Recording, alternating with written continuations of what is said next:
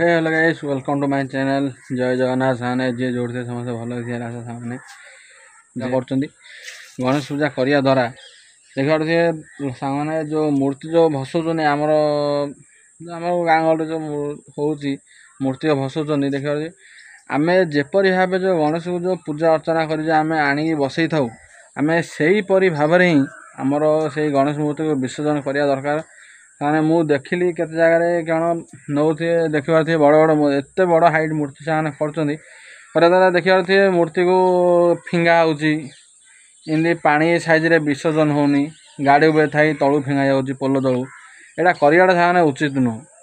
कहीं देखिए ताके भी गोटे आम गोटे जीवदान दे गोटे पूजा अर्चना कर कहीं भल नुह कहीं आम तो पूजा अर्चना कर आनी था प्राण प्रतिष्ठा भी कर तो एपरी भाव कराटा उचित नुह से देखिए आम एत बड़ मूर्ति करी लोक देखा कि दरकार नहीं छोट मूर्ति करवा छोट मूर्ति करने सहित आम नर्माल जिन विसर्जन करवा करवा पानी की न जाकर तलू फिंगीदे यहाँ कर उचित नुह। मोर समस्त दयापूर्वक कि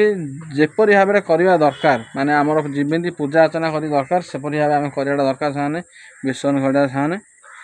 आप मो कथा भल लगी थाए आप शेयर करूँ कमेंट करूँ।